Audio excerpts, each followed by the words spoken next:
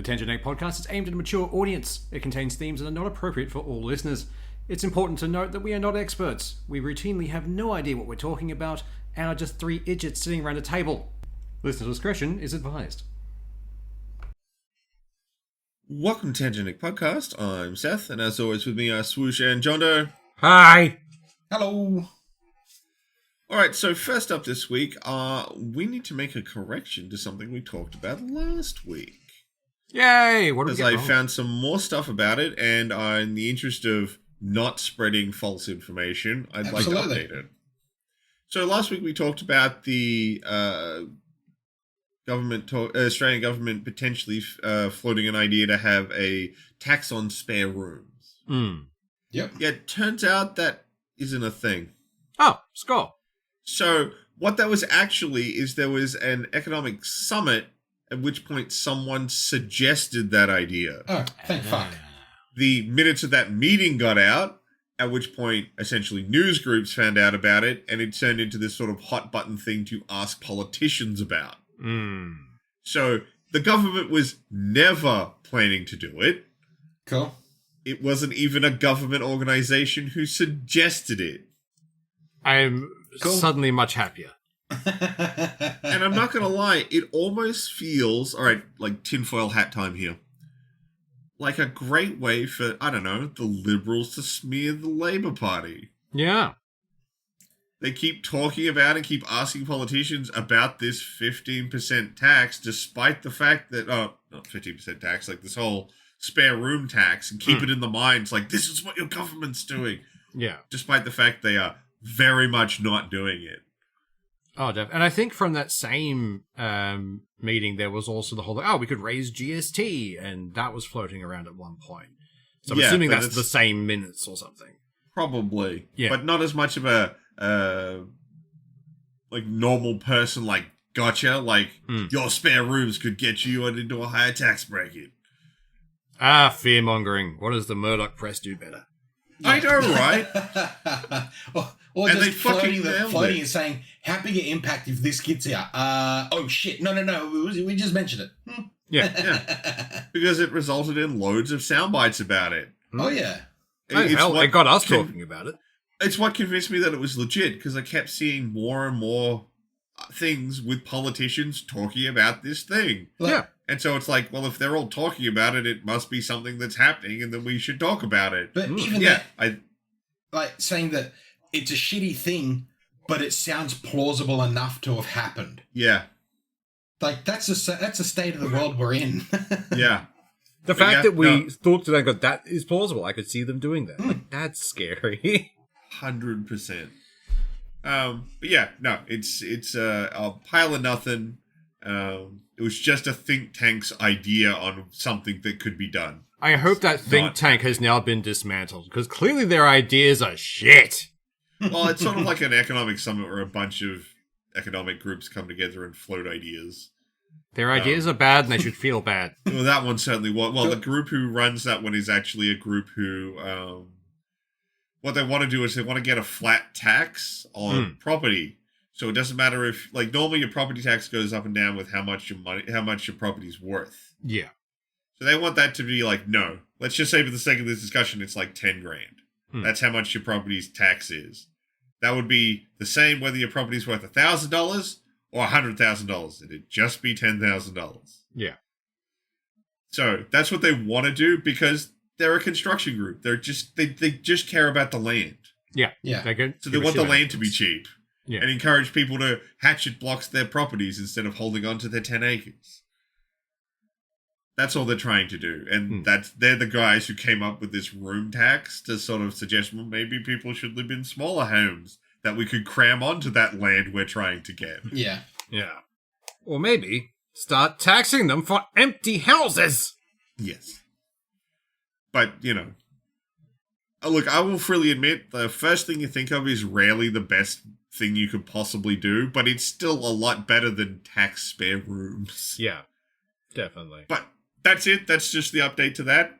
I just didn't want to leave us having suggested that it was a thing and be spreading the false information. Yeah, look, we are a bunch of for the fuckwits. Yeah, we're a bunch of idiots sitting in a room. Like, we're gonna get shit wrong, but when we find out, we'll tell you. Damn right. We have no shame. I mean, it was from that, there was that episode of Adam Ruins Everything, where they pointed out that acknowledging their mistakes and correcting them actually made them more trustworthy. Yeah.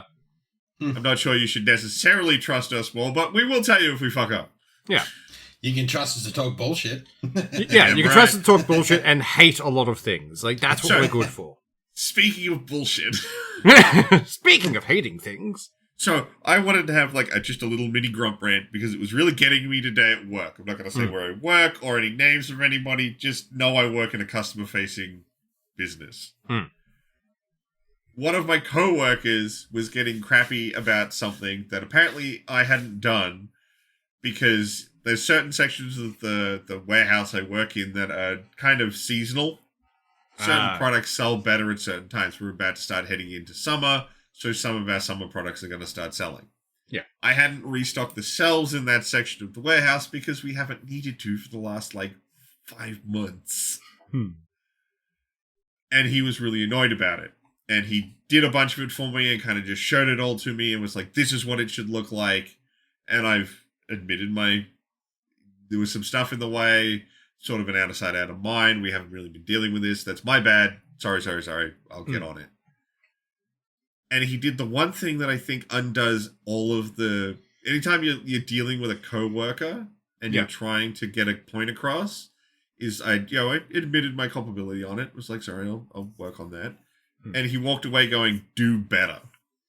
No! Fuck off. The minute I hear the phrase do better, you just wanted to be angry at me. This had nothing to do with this. You were looking for a reason, you found it, and now you're showing it off.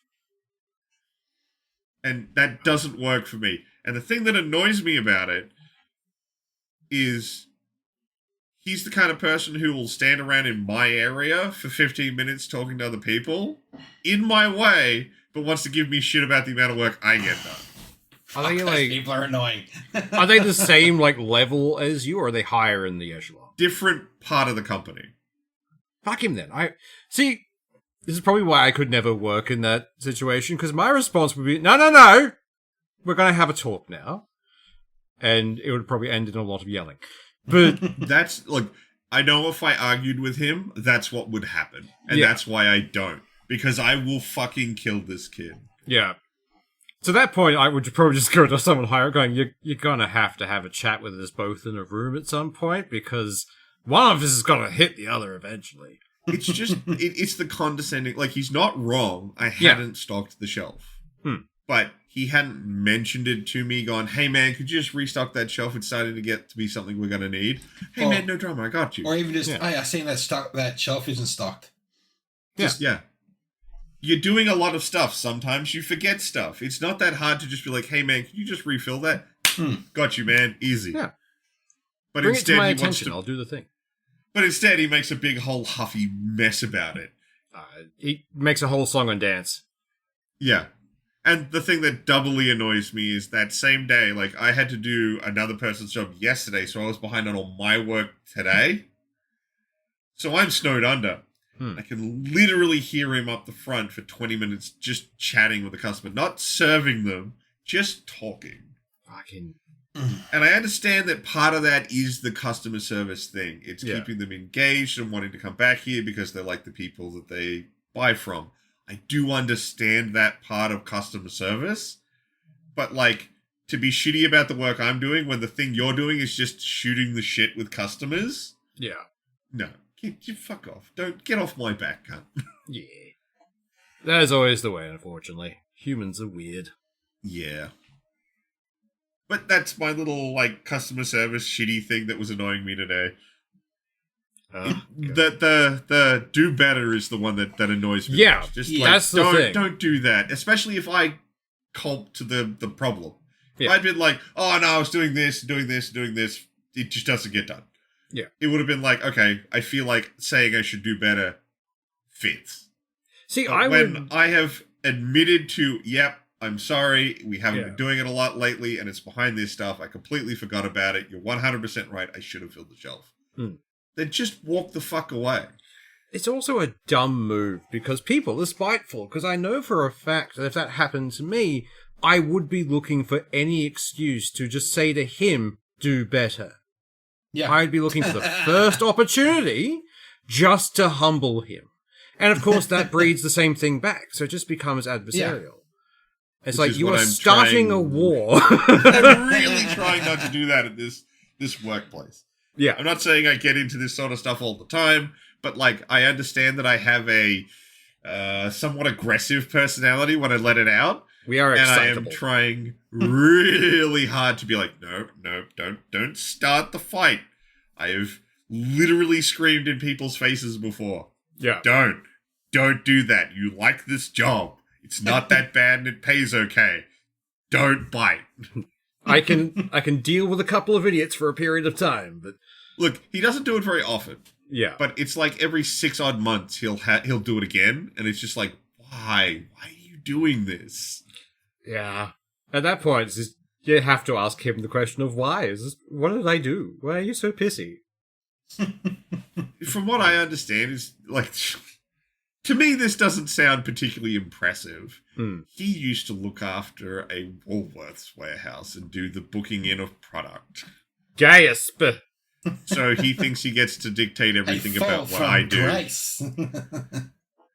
See, like, I don't like when people do that, where they're in one different department, but they're still trying to run your department for you. It's like, no, I'm the one hired here for this job. I like your input. You can give me advice. Don't care. But you can fuck off. Because this is my space. You go talk to the customers. I don't mind some of the stuff he has done. Like we needed a new area to put like big project orders. Yeah. And he found an area that he thought we could use, but it had some other stock in it, and he was like, "This stock should probably be somewhere else," and he did move it. Yeah. And it's like, cool, well, we've got a new project space. I'm happy with that. It wasn't particularly, it wasn't him like messing with my stuff. It was sort of we're just going to move a couple of things, and hey, look, we've got this whole extra space you can use. Awesome. Yeah. The stuff today was just like needlessly petty. Yeah. A dick to be a dick. Pretty much. Like I said, he's not that all the time. Generally, he's an okay dude, but like about every 6 months. It might just be like, if he's having a bad day, he just wants to lump some shit on someone else or something. But like, that's the sort of thing, like, there was a while ago, I tried to start looking at things with the, don't ascribe malice when there is none. Yeah. Yeah. So I'm not going to believe you're angry at me and ascribe all this malice. You might just be having a shitty day. And that's Isn't fine. it, don't Everybody has ascribe it. malice when stupidity covers. That's also a rule I I think that's the full quote, but it's just trying to like not ascribe malice when it's not clearly being given. Yeah. If you're feeling crappy, you might be short with people. I do it all the time too when I'm just not feeling it that day, or I'm really snowed under. Everything gets a little clipped. So I get it. I'm not trying to pretend that this guy hates me or something. I don't think he does. I'm pretty sure I'm more indifferent to him, but every now and then he just seems to have a shitty day. And I'm the target. Yeah. That sucks, man. Yeah. Look, it's a work thing, though. Like, I hate to say it. Yeah. Like, I think everyone has those people in their jobs. Oh, definitely. Hell, you might be that for someone. Oh, I know I am. I work with solicitors all day. They hate me. Yeah. Point is, your bad day doesn't have to be someone else's. Yeah. Yeah, and as much, however bad they're having a day, you don't have to take all that negativity on, too. Oh, definitely. Like I said, the whole, like, don't ascribe malice where there is none. That's my basically guiding thread. Unless they're, like, actively pissing me off every fucking day, oh, you hate me now. Okay, I get it. We can work with this. I know I'm having a bad day when I'm reading an email, and I'm reading it with an attitude. I'm like, wait a minute. This is just words on a page. What the fuck am I doing? Take the emotion away from it. Oh, they just asked me to do this. That's fine. I can do that. Yeah. Cool. Well, they're my two little off-topic things. An update and a rant. Let's get into today's list of stuff. Rant. So, and I don't know how to say this without making myself feel sick. Trump did a good. No. A broken clock is correct twice. It's accidental, but it happens. I taste bile. Basically, he's signed an executive order, which does already have paperwork that looks like it's heading for Congress to actually be written into a law, which is basically, banks, just take people's fucking money. Yeah. Yeah. Just sit down, shut up, and do your job. We don't need your input. You're a payment processor. Process payments, you fucks. Yeah. Yeah. And, I would hate the fact if the one thing that stops video game censorship is actually Trump. I'd be very angry, but also very happy. It's a conflicting emotion. Yeah. I don't like how we got here. I just like that we got here. It's the same kind of icky as we're agreeing with Kim Jong-un. What the fuck? Yeah. Like, this is wrong. I'm supposed to hate these people and not have a common ground in anything. That was a weird day. I stepped in a thing. It's like, oh, I stepped in cake? What? Yeah. So, not really news, but something I just kind of wanted to talk about because I think it's interesting. The current state of No Man's Sky is basically absolutely shitting on AAA. Has someone told them that we forgave them? Like, did we not get that across to them? Because they seem to be forgetting that. Like, guys, you fixed it. We can only be so excited, guys. Like, the redemption arc of, like, the utter dumpster fire through to what we have now. Like, that was the first the redemption arc was done, like, six absolutely. updates ago. The redemption arc was done after the third update was fucking amazing, and they've just put more gravy on the fucking thing. But that was the first rung in the ladder of, like, this is what AAA should be. And then we've had several other things that come across. Baldur's Gate was just another rung on that ladder of, like, this is what you should be. Yeah. Not the fucking piece of trash that you are. Mm. The thing is, like, this update alone is making me re-download the game. I played the game at launch and was unimpressed. I tried to play it some time ago just to check it out again because some people suggested I try it with VR. It was okay. But yeah, after this one, it's like, wait, like there's like fully customizable and buildable ships and all kinds of stuff and proper multiplayer and okay, this sounds like the space game everyone actually wanted and have not been getting. And it does the thing. Game recently that's promised. This is already delivered. And the great thing is, because of, like, you can build a ship essentially from the ground up with whatever kind of modules and shapes you want, people have been making some awesome stuff. I still think my favorite one so far is the pirate ship. The pirate ship is amazing, but there's a guy he's just making Star Wars ships, but he made the Slave One, and it's so smooth, like watching it fly around. And someone has, of course, made the Batjet. Oh, of course. But like, they already have a massive modding community. Yeah. And like, there is literally nothing stopping them from just doing whatever the fuck they want now. Like, it's just so good, the amount of shit that's out there. Every time any big company complains now, we can just point at the axis of awesome being like No Man's Sky's redemption and just continuing to give us stuff for free when we probably would have paid for it. Mm-hmm. Like in Baldur's Gate 3 being made by a small team and doing amazing.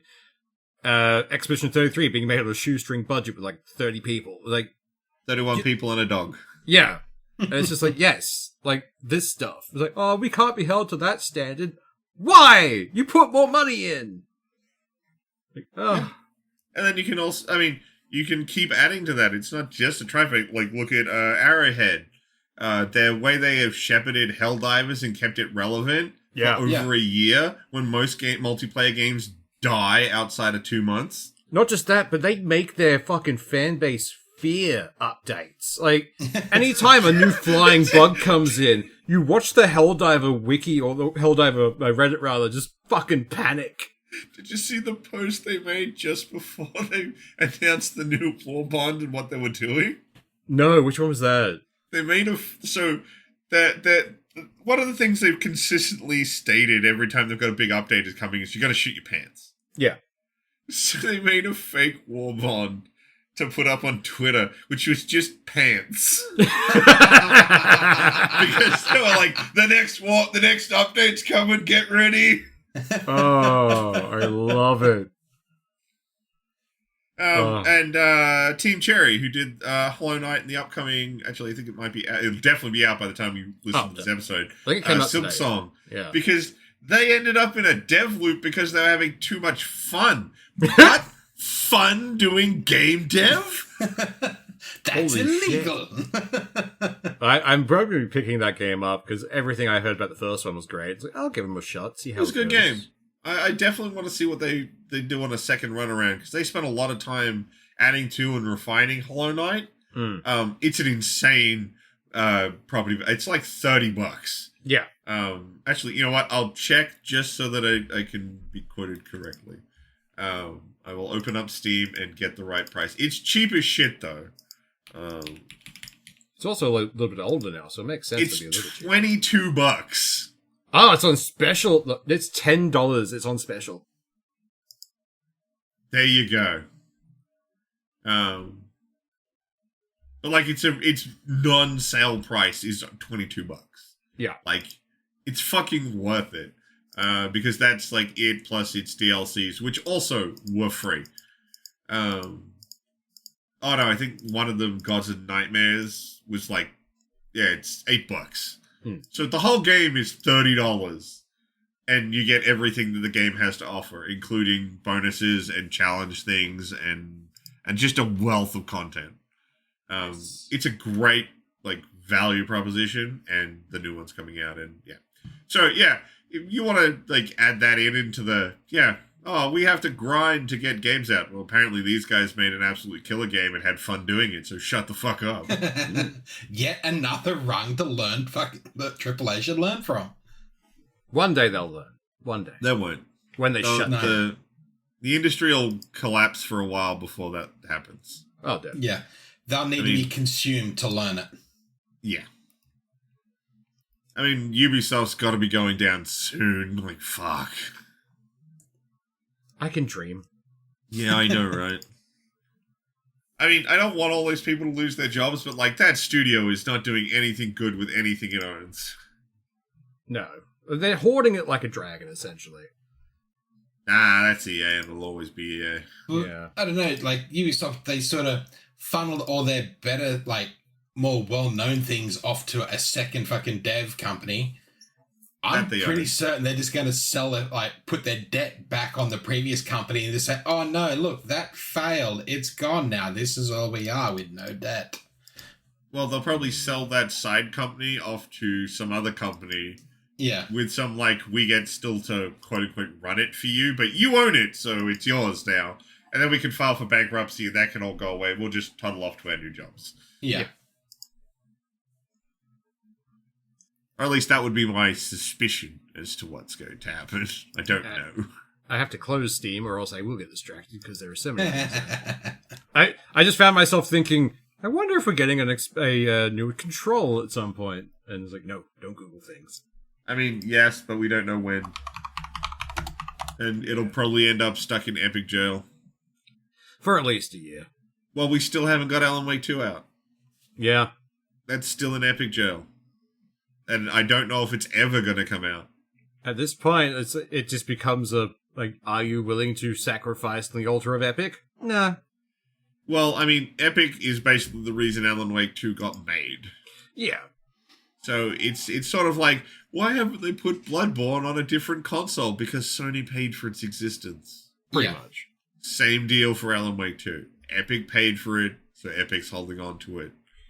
Which I kind of get, but at the same time just feels like cutting off your nose to spite your face, because they could make a lot more money if they opened it up to being accessible by other places like Steam. It's the reason I haven't played it. Yeah. By all accounts, it's a great game, but I haven't played it because it's only on Epic, and I'm not buying it on Epic. Like, all they need to do is, like, sure, I get holding it there for a little bit, but, then open up the market. Make yourself more money. Yeah, fucking oath. Double dip, for fuck's sake. Yeah. Like, you already see there's profits by releasing on PC. Just do the thing. Like, even Sony's learnt this lesson. It only took them 30 fucking years, but, Yeah, but eventually they came around. The big question is how long they'll make you wait for the next thing. Because, of course, I think it's this month Yote comes out. Yeah. And the big question is how long till PC? I'm assuming 1 year, maybe 2. Minimum. Yeah. it will not come to PC in shorter than a year. Not a big hit title like that. No. Which honestly just makes me sad, because I lose interest in those games and then I miss out on them. I mean, playing Ghost again on PC was great with those rock solid frame rates and uncapped frame rates. So I'm so keen for that. Letting it be out for a year from the release DLC, for them to do other things, and then drop it on PC with all of it together makes me happy. Yeah, I've never been bothered if it's wait until all the DLC's out, and then when the collector's edition comes out, we'll put that on PC. That's fine. Yeah. I'm down with that. Give me all the DLC in one go. That's completely okay. I love that. But yeah, no, some days I just want to play the game because I know it's going to be fun. Like, Look, the console worlds are dying. Most of them are starting to basically turn into glorified computers. Except Nintendo, they're doing their own fucking shit, but Nintendo's Nintendo. I'm more annoyed that Sony is essentially going to, like, when they just ditch everything, it's going to be lost media, because like half the games for their consoles you can't play anymore because the consoles are fucked, and you can't get them repaired. Like, you have to be an engineer to keep going. So I can't play Ratchet and Clank anymore because the thing that runs it is dead. I don't want to pay $5,000 to some guy who has one in mint condition to sell to me. Not that I would suggest anyone do anything like pirate games, but there is an incredibly good PS3 emulator.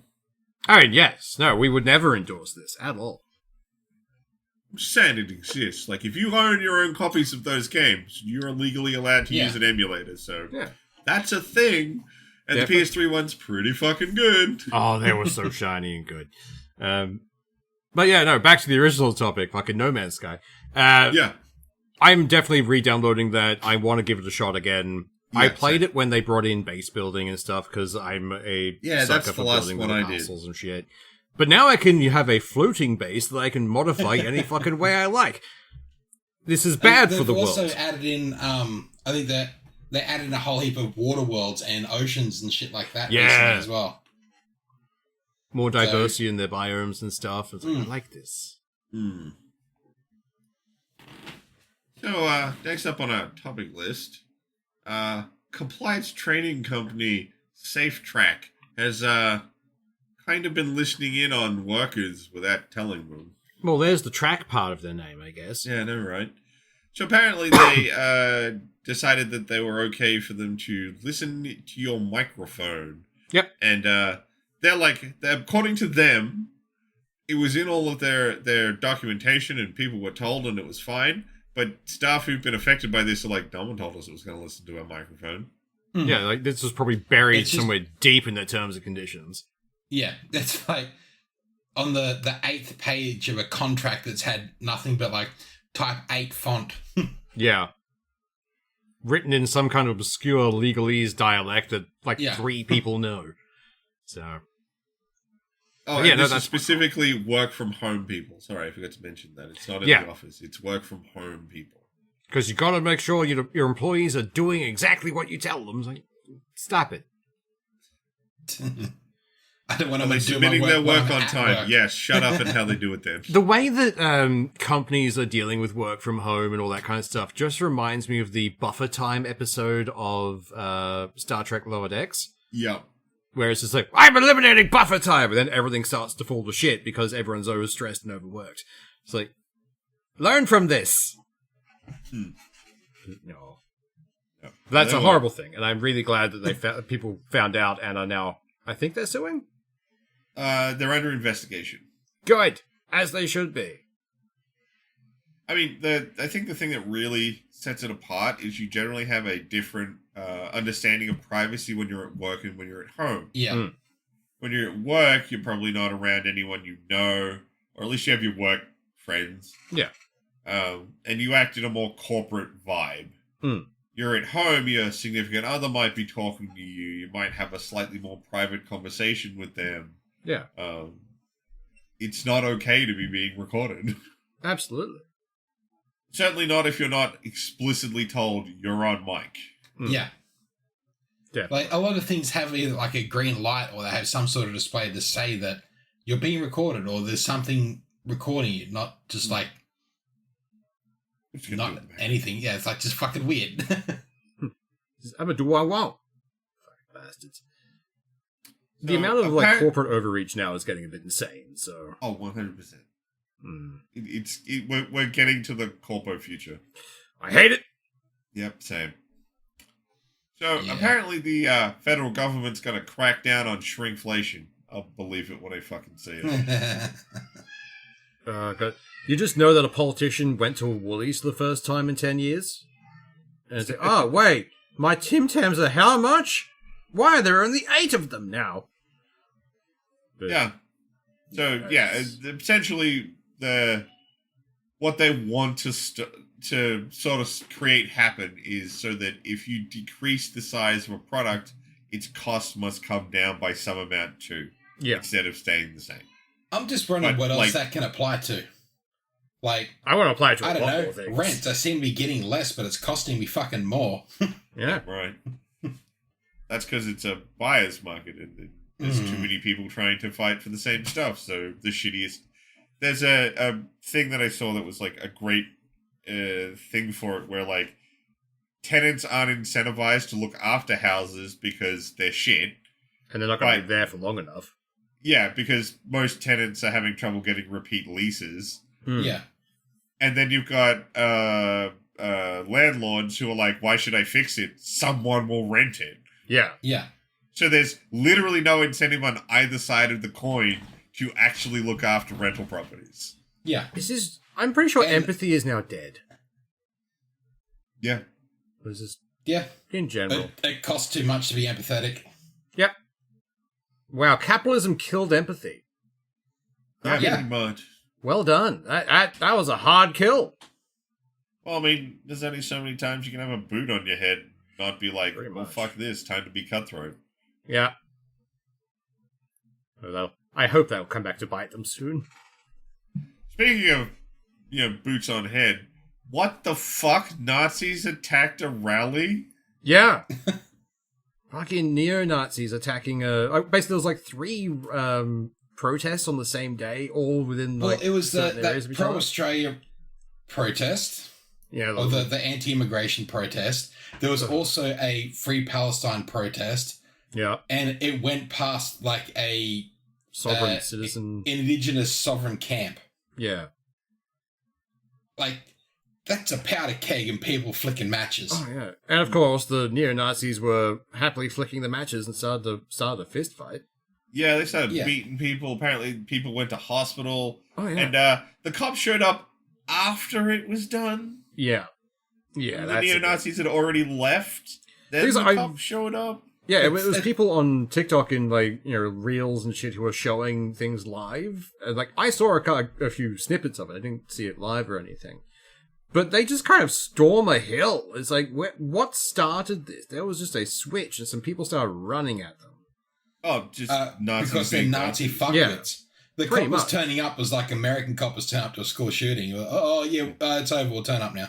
Yeah, but it's like it was not a weak fight either. People were thrown to the ground, and there's just people being kicked. It's like, what the fuck are you doing? Stop this! Like, people, what is wrong with you? You don't kick the normal people, you kick the Nazis! But thankfully, one of the people who was behind all that shit, some skinhead, I don't know his name, he's been arrested, which is great. Good. Because of all that shit, as he should be. But yeah, it was funny to see Bob Catter out himself. Fucking dickhead. But yeah, horrible thing.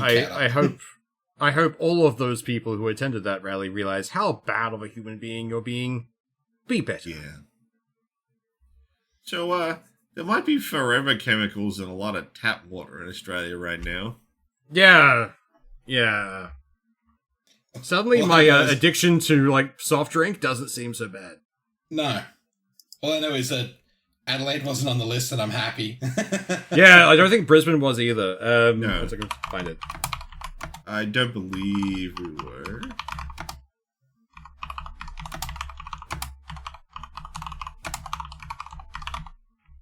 But yeah, it's like shit that's like listed as carcinogenic in America, and they don't allow it in the drinking water.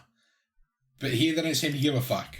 What's more, a lot of it apparently came from runoff from firefighting, and those kinds of like fire suppressants, because apparently it's used in a lot of those kinds of things.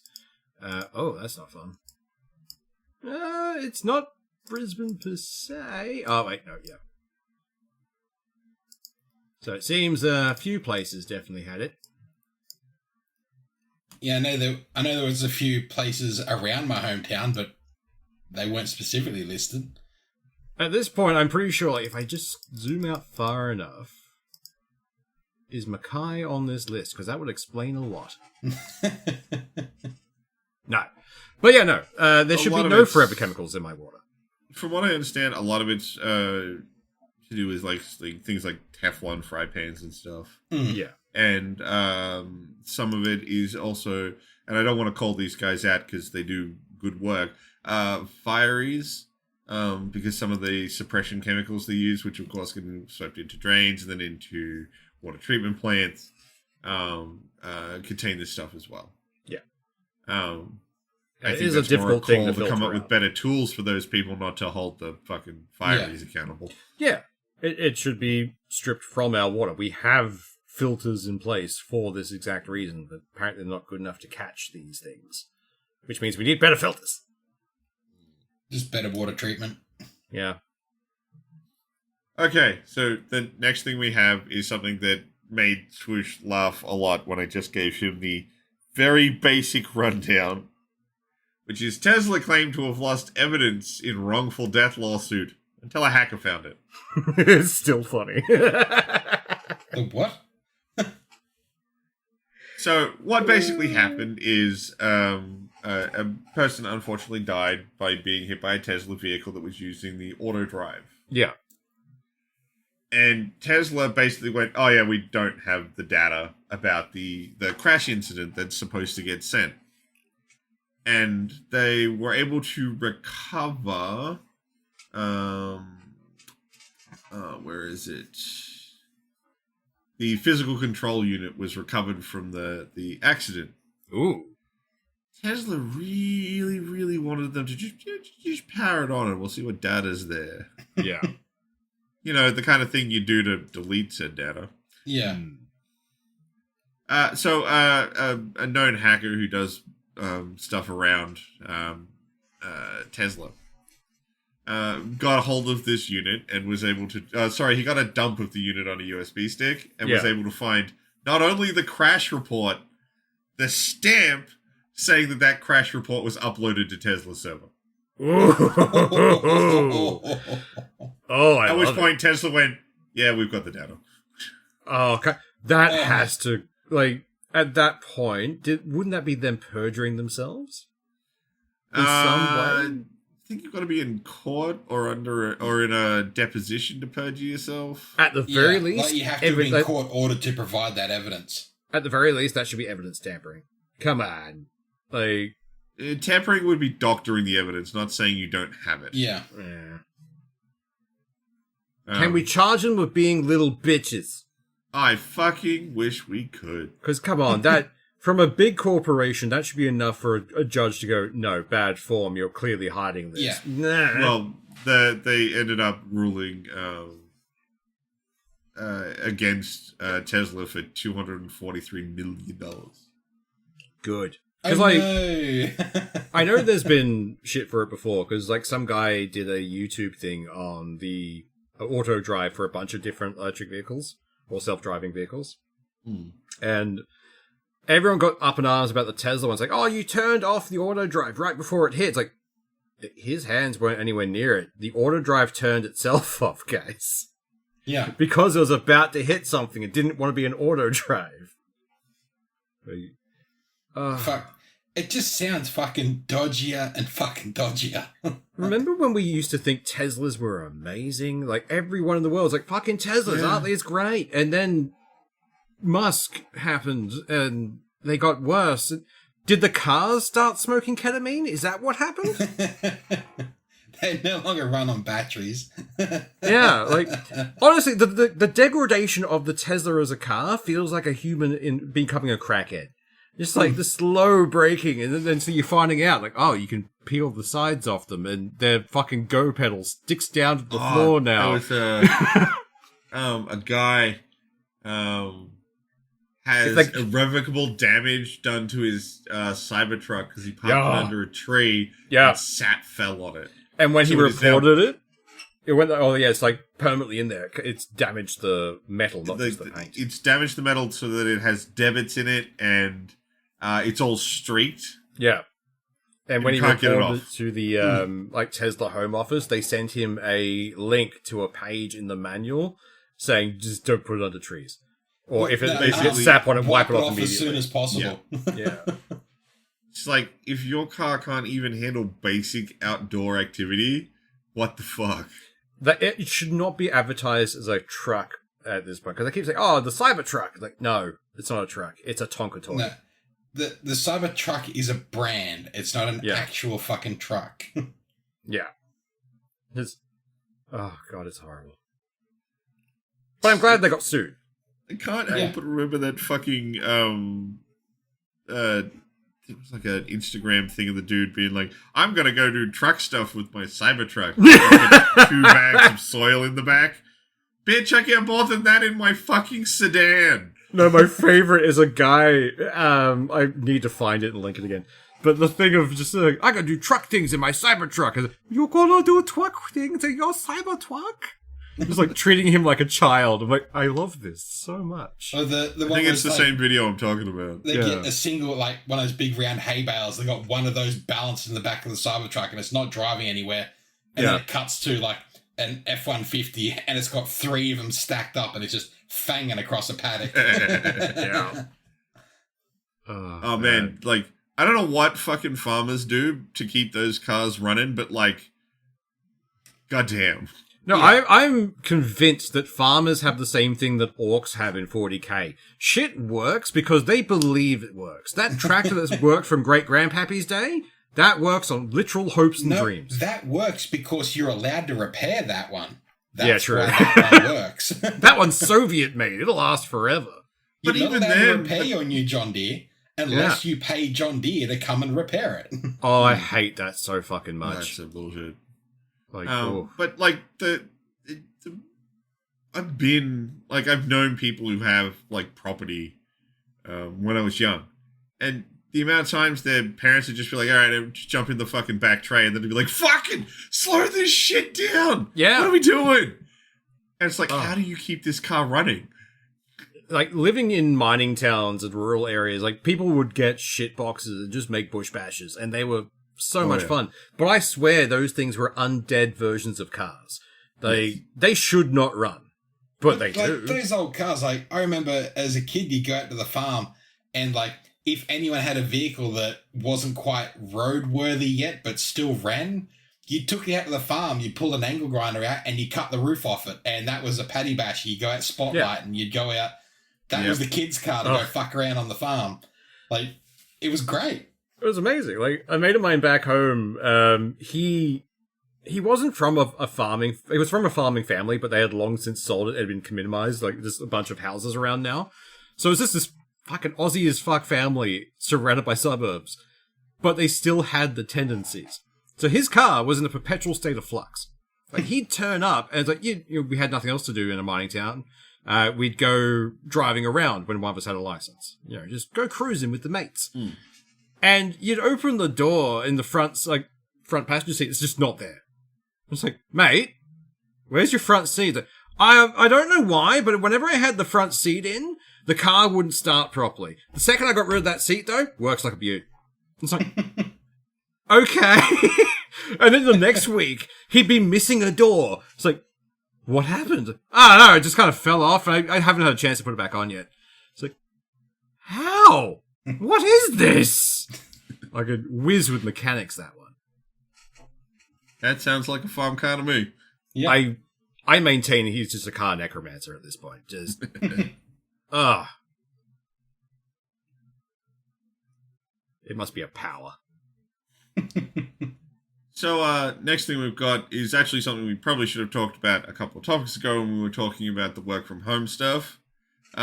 Yeah, in Victoria, they want to enshrine that in a law. I love Victoria, suddenly. But it has its goods and bads. Look, they fucked up COVID, but they could redeem it with this. I'd forgive them. I've lived in Victoria. I wouldn't live there again. Yeah. I wouldn't live there, but I'll forgive them their transgressions. Yeah. I'll give you that one. That I'd agree with. Yeah. Yeah, I haven't been able to find anything that actually says what they want this law to look like. I'm really hoping that it essentially boils down to, if it is viable for you to work from home and you request it, they can't say no. Yeah. So if your job is the kind of thing where you sit in front of a computer, take calls, you should be able to do that from home. Definitely. And I wouldn't mind fronting the cost for one of those like little work PCs, the ones that they, want you to use anyway. They're like $100. And then I can work from home? Yeah! I don't think you should have to buy it, given the fact that they bought all the equipment to do that sort of shit for COVID. So they've already got it. Like, my office, like, they were doing hybrid, and for a good while there, they were giving you the entire setup to work from home. Like, 2 extra screens, a standing desk, the computer, the whole fucking kit and caboodle. As long as you can show you how to secure a room, they'd kit it out for you. Nice. Oh, yeah. My housemate works from home, and they gave him a whole little desktop unit and monitors and stuff. So they don't even have to do laptops. Yeah. That's the thing. Like, my work gave me a laptop. It's like, that'll work. Like, we'll do. They could go to a fucking electronic second place and just get, like, $100 Dells and be fine. Yeah. Absolutely. I'd be completely... Because if I don't have to transition, I don't need the laptop. Like, if I'm just working from home... A little brick I keep on my desk will last forever. And has less chance of being stolen on my way to work. So that I hope that goes through. I hope it's an actual good law, not some government bullshit. And if it is, that it goes through, because then we can maybe start pushing other states to do it. Yeah. I mean, I don't have a job that would benefit from this, but I know plenty of people who do, and I think they should have that option if they so choose. Oh, absolutely. We have friends who have, like, disabilities and chronic illness and shit, and they're still forced to go in every day. And it's like, that's not great. Because, I have illness. Yeah, but we want you to come in at least 3 days a week. Like, we spend all this money in this office, and we don't have people sitting in seats. Come back and sit in the seat. I think that's what it boils down to. You want to make the line go up, right? Yeah. Get rid of the office space. Yeah. For a lot of, like, blue-collar work, not blue-collar, black and white collar. My brain is functioning good today. But for a lot of, like, office work and that kind of stuff, you could just be like, fuck it, we don't need a place to be. We have P.O. boxes, we have everything else we need. We might need one little office to run a couple of things through. But everything else can be just out there. We can have a guy working in the middle of the bush. As long as he's got a stable internet connection, go for it. But it also means middle management doesn't get to be an asshole every fucking day. I think that's also a part of it. A lot of middle management stuff is like, like the shitty middle management guys who just want to bully people. Yep. It's hard to do that over Zoom now because people can just record it. So it's like, oh no, I'm having a bad internet connection. Yeah. Gone. Yeah. Well, I mean, like, half of their job seems to be justified by, like, I look after the peons. That's my job. Yeah. All the peons are being recorded. They're doing their work at home. What do you do? I check the recordings? No. Do? Go home and jump on the phones. Yeah. What? Did you see that Amazon was trying to get middle management to go down on the floor and pack boxes and drive trucks because Prime Day is getting out of control? I did see that, and I love it so much because I can only imagine the fucking shitstorm they would have kicked up about it. Ah, fucking good. And I would love if this led to actual changes within that workplace as well. It won't. I know it won't, because the people who are in that position are fucking cunts. But just, if they had to suffer through for just a short period of time, you're like, fuck, that was bad. That was really bad. But they're going to be the kid gloves on. They'll get, breaks to go pee. They'll be able to do whatever the fuck they want. Bastards. Pretty much. Look, I speaking lost all of- faith in Amazon the second I learned there were tent cities that surround them because people can't afford rent on the salaries they're given. Yep. Like, fuck. I mean, if you want to feel bad about Amazon, like, just go watch that South Park episode where they did Amazon. There's that sequence with Butters. I think it's Butters' dad. Yeah, I think it's Butters' dad working at the thing to the Old Town Store song. Yeah, It's just like, yep, that's the vibe of Amazon. it really is. Look, I'm just waiting for the full transition to idiocracy levels of Walmart, where they just start building apartments on the side to house people in. The greeter's like, "Welcome to Walmart. I love you." Walmart could become a company town. It's just like, you live here? All right, go grab some shit from the shelves. I mean, we were talking about it earlier. Like, we're heading down to the corporate dystopia. Yeah. It's happening. I don't think we can even divert from it at this point. Not without I think lot we of would bad have things happening. we would have to experience some amount of it before it'll stop. Yeah. The question is whether we can stop it before it's unstoppable. The great thing is, fire is the ultimate cleanser. Well, high enough up the chain needs to be affected negatively by it before they will try and do anything about it. Yeah. I'm pretty sure the only negative impact we've got so far for people at the top of those companies is a gunshot. Yeah. I mean, it's been happening more and more with CEOs. And people are laughing about it because they're not people. Well, it's why a lot of the media doesn't report on them anymore, because there's been more that have passed away since that shooting in the thing. And it's just, they don't report on it because everyone's response is always good. Like, just, all right, like, oh, the CEO has died. Excellent. When does the next one fall? Yeah. Like, someone's done the math. And apparently, if you just direct all the murder towards the, the higher-ups, you can get rid of them in like 2 weeks. So, IMAX has announced that it will be hosting an AI film festival. So, IMAX can go fuck themselves, and they refuse to go to their cinemas. Well, we don't have any of their cinemas in Queensland. Go! I don't think we do. South Yeah, Bank? that's I think not an IMAX cinema. That's just got an IMAX screen. Yeah, they've got the same size screen. It used to be an IMAX theater until the guys who run the theater now took over. Yeah. After IMAX kind of ran into the ground. They don't actually screen any IMAX movies. Yeah. But yeah, no, like an AI film festival sounds horrible, and I hope it crashes and burns. Yeah. Like, I hope this backfires way more than it already is. Did you see that? I think it's Brandon Sanderson actually did a really good bit, like debunking the "you're an artist" using AI thing. I did, and it is succinct and it is brutal. It's brutal because he makes so much sense. Yeah, It's He just doesn't fact. yell. He doesn't It's really good. hyperbole or anything. I'm guessing you haven't seen it, John Doe. No, I haven't. Essentially, he points out that he got a piece of artwork commissioned for one of his books, and that when he was working with the artist, he gave him a prompt, he gave him lots of notes about the artwork to adjust it, and all of that. But he points out that he never claims that the artwork is his, despite giving all that input. He says it's the artist's because the artist is an artist. He's an art director. Yeah. Now, you could theoretically call yourself an art director for using these AI tools, but you're not an artist because you didn't make the art. You just gave it ideas. Yeah. You And it's gave it a like, direction damn. to make the art for you. Pretty much. So it's like, yeah, that makes perfect sense. It's completely logical. You used an example that is you experience, and you broke it down into a way that's like, look, you can still have a title if you fucking want, but it's not artist. Like, if your ego needs this, sure, call yourself an art director. It sounds fancy, but you're not an artist. Like, I actually do art, and I don't consider myself an artist. Like, You do quite good art. I mean, our logo was your art. but it's just, there is like a thing I kept seeing around for AI, which is like some guy having a hiss of it. I think it's what was put at the beginning of the version of the video I saw from Sanderson.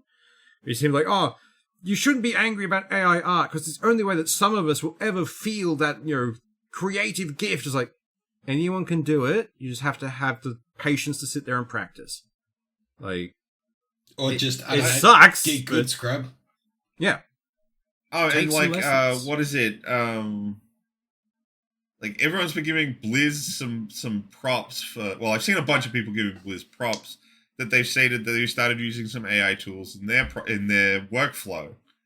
The one that they cite is that like an artist will create a helmet for a fucking high elf. Yeah. I think they're blood elves actually. I'm a little out on my what fucking races are in WoW. There are instead elves. of Knife-eared people. there's a bunch of them. Fucking knife-eared fucks. I fucking love that slur for elves. I don't know why. I saw it once in a comic for a goblin referring to an elf, and it stuck in my head. It works so well. It sounds horrible, but at the same time, this means very little. I mean, like most slurs are, they're a nothing burger if it's just words, and since elves aren't real, I think. I hope. Who knows what's... Oh shit, did I just piss off some people? If we suddenly with this podcast? disappear, like in the next week or so, and the Fae are just in there shanking us. So they make a really nice helmet for that, but that helmet doesn't have to just work on that character model. They have to work on all of the character models that they make for the game. Yeah. So what they apparently using AI tools is to adjust that so it fits onto other creatures, so that their artist isn't tied up making 50 of the same helmet just so that it fits on all these models correctly. They're using an AI tool. See, I can get behind AI being used in that way. See, here's the thing though. How are people supposed to start working in animation? Yeah. Oh, that's a good point. Those are the sort of jobs that entry-level people do. True. It's very true. It's very much that it's eating its own fucking, like, creation base. Yeah. It's So it's Ouroboros-ing. Yes, it's great for the artists who already work at Blizzard. They can work on new art, and that's good. I'm not saying that's a bad thing. Freeing up a highly talented artist to work on proper art, not just slightly modifying this one 3D mesh to fit a bunch of models. Yeah. Yeah. I totally get that, and I totally understand why you'd want to do that, especially because that senior artist costs a lot more. Yeah.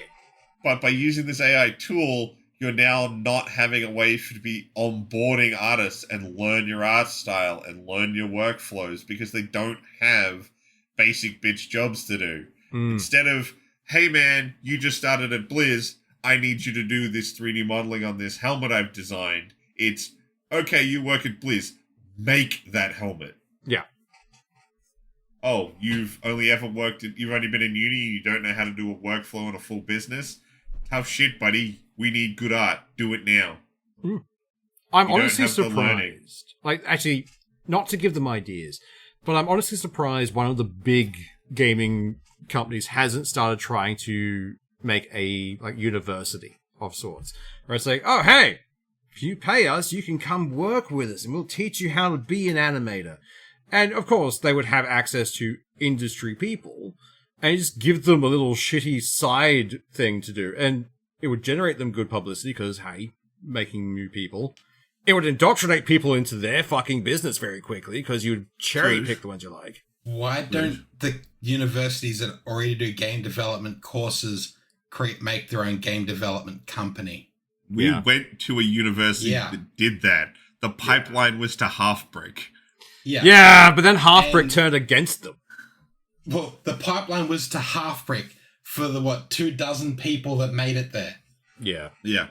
Everyone else got shanked. Well, we also got shanked by the Yanks taking away our biggest fucking game supplier, flooding the market. Yeah. But point is, like, the thing you're describing, we literally went to a university Yeah. with strong ties to a game development studio that basically cherry-picked the best students and took them. Oh, yeah. But I'm honestly surprised it didn't happen with another one, like a bigger one. Like, Halfbrick was Yeah. great and all, but they're hardly a domineering force. Oh, no, I would not say that either.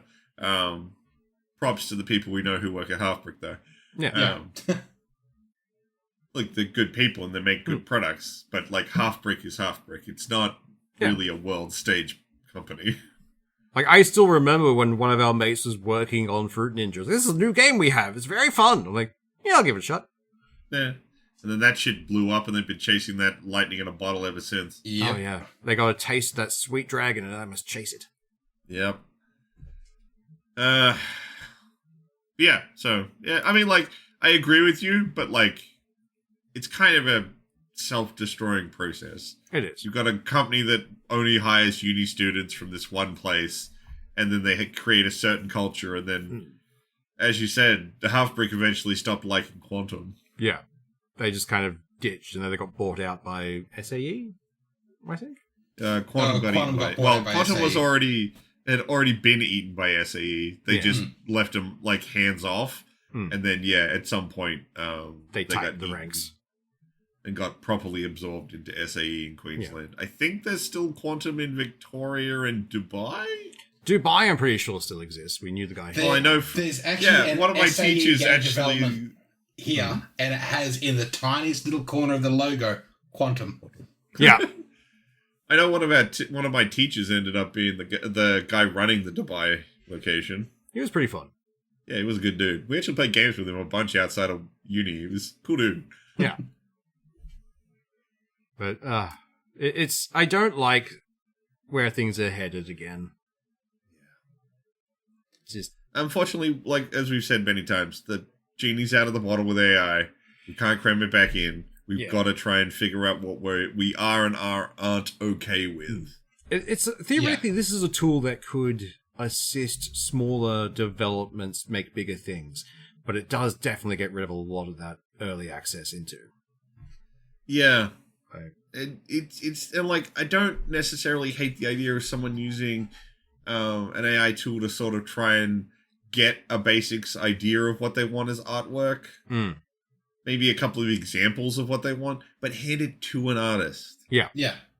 Like, use it for prototyping. Okay, I want this kind of looking thing. What can you do? Yeah, do a little bit of rapid prototyping with AI and then hand it off to people who actually know what the fuck they're doing. See, I use it just as a enhancement for certain shit. Like, I use it for D&D prep and a bunch of other stuff. Because it's just literally... I just need this. All right, it's giving me this kind of information. I don't need most of it, but I can take the stuff I need and make it better. I will admit, I much like you, have used an AI tool by loading it with my D&D PDFs, just so that I can search every book in one go. Yeah, like Notebook LM, I fucking love for that reason. Like, I have it built for my Savage Worlds campaign. It's like, all right, I have these books that I know that people are using because that's the setting. Search for this thing. Where I can just be like, all right, they're in this area. Give me monsters from an urban environment that would have this effect. And it just gives me all the shit. That's cool. Great little one. Yeah, like those are the sort of things I think AI tools are really good for. Because they enhance what you can do. Yeah. Like they should be an enhancement, not a fucking replacement. Yeah. 100%. That's why I think Blizzard's been getting all this like good press for this freeing up work thing. I just think it's a little overblown as a good thing because, you're taking away the stuff that people start jobs with. It's one of those things, like, at a glance, it does look good, but then, upon further detail, when you give that, it's like, yeah, no, you would make a very good point. It's easy to glance over that if you're dazzled with something shiny. You're like, oh, look, good thing.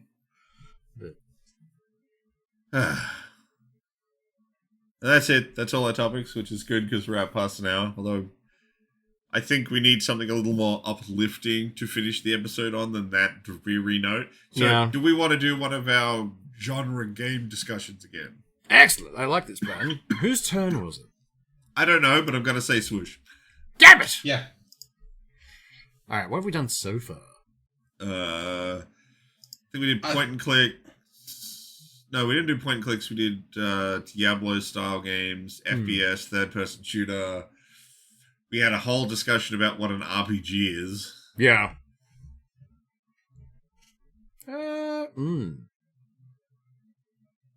Alright. So, I know that you guys don't like survival crafty games. So I'm gonna choose that.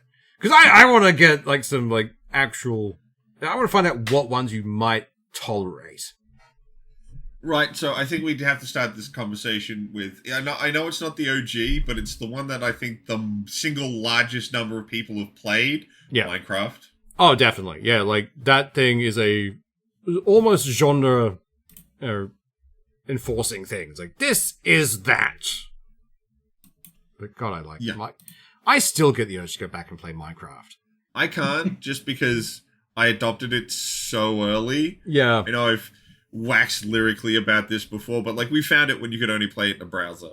Yeah, like and it was just a building tool. I was introduced to it by the IT guy at Quantum B, but I remember he showed it to me like that's interesting, and then picked it up, and it was just Lego on the computer to start with, and it was great. I built so many dumb things. But, like, because of that, I am so burnt out on Minecraft. It's just like, look, man, I don't care how many mods or updates there are. I've played my share of Minecraft. I'm fucking done. I'm not playing Minecraft. The thing that keeps me away from Minecraft is primarily the media around Minecraft now. That's fair. That's very fair. I tried to get into Minecraft at the start, but I don't know if I need a story or a reason to do something. So I lost all interest very quickly and never went back. Like, I'm pretty sure I've got a touch of the OCD-tisms, and it's just like, I put the blocks in the thing and it makes the pretty colors and I make a castle now. It ticks the lizard brain. I think I gotta agree with you, John Doe. Like, that's a big problem I have with most survival crafting games. They just dump you on a space and go, alright, make your own story, have your own fun. Build a thing and survive. Like, why? Okay, but like, is there at least a goal for me to survive toward? Like, what are we doing? Yeah. I haven't really played a lot of it, but like Grounded is pretty good, but that's because it has a strong narrative that pushes you through to explore and survive in this space. Yeah. Like, that makes it more engaging to me. Things where it's just explore for the novelty of it, okay, but like, is there something I'm looking for? Is there a reason to go digging? Or is it just to build a golden dong?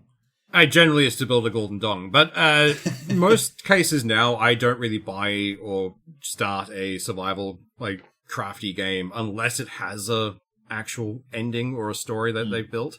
Because otherwise it is that you just end up floundering going, I've built a thing, alright, I'm gonna go away until content happens. And that's why I've never been able to get them. into these survival games, like the crafting, the survival. It just all seems fucking pointless to me. But my young bloke stepson fucking loves them, and he particularly the zombie survival kind of game. So like the forest and that kind of thing. Holy shit, dumped a lot of time. I jumped on. I tried to play some with him, but it was like it just felt useless. But Project Zomboid, I really enjoyed. I did enjoy Zomboid. That's probably the only one that I actually dumped time into. I was like, actually, this is pretty cool. So I can't do the automation-focused kind of survival crafty things.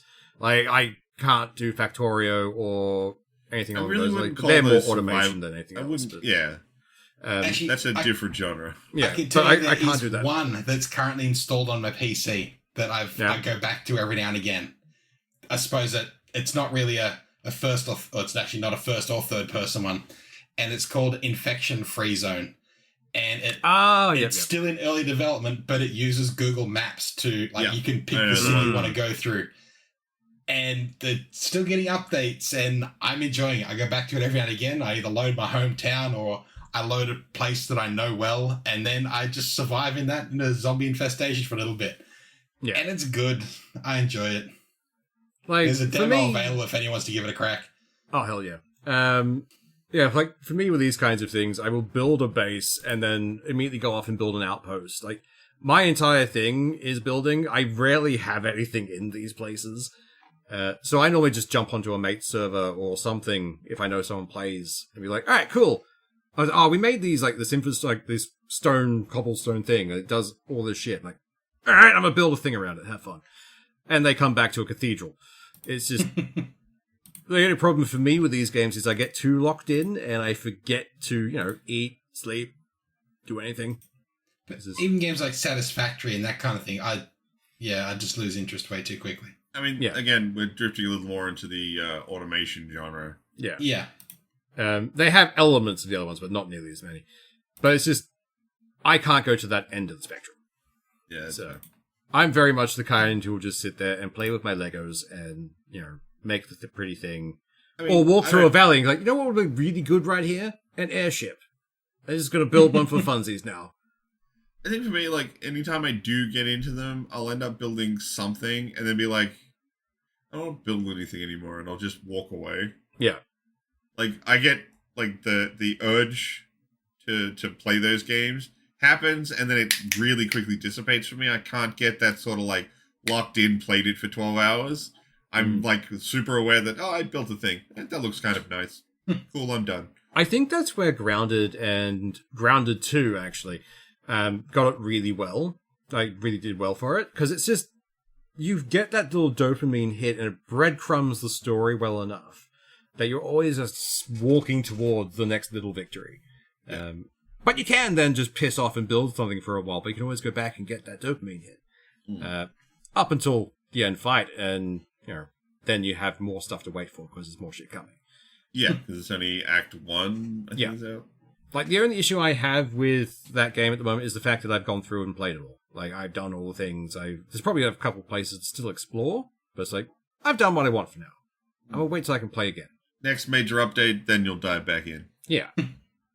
But at the moment, I think Grounded 2 is close to being my favorite, but I think the favorite game actually goes to one called Small Land Survival. Okay. It's the same concept, but instead of it being a kid shrunk down into a backyard or a park, it's you are a little like fey sprite thing, like a little fairy. You're living in a park and you can build at the top of these great trees. You can build one base, but then you can fuck off to a different tree and summon your base to that point. So Cool. just running around. It's like, all right, I'm in a new zone because I need a crafting thing here. I need resources. Summon my house. So you just summon your exact thing right there. It's so much fun because you can make one big project and be done with it and then continue exploring. That'd be cool, because that always annoyed the shit out of me. Like, I need an outpost. I need another thing. I need... Why? That and the armor they have for it is actually really cool. It's all based around what bugs you kill and parts you get. Like, I had armor made from praying mantis at one point. That shit was great. It gave me so much more agility. You also get wings to glide with, so different kinds of mechanical wings that you build. There are certain things that you can't fight against, like in Grounded, where they had the carp in the first one. If you try and fly across certain places, you just get eaten by a bird. Just big-ass birds, like, yoink! I was like, oh, shit. Yeah, highly recommend that one. It's currently my favorite. I go back to it every so often, just because I never have to worry about, where was my main base? I don't know where I'm going. I just go to tree, summon base, use elevator, go up tree. But yeah, they also terrify you, because spiders and lizards, and they come out of nowhere. Nice. Alright, I think that'll do. That's a more positive note to round this episode out on, so yeah. I think we'll call it one. You'll have a good one. Bye. See ya.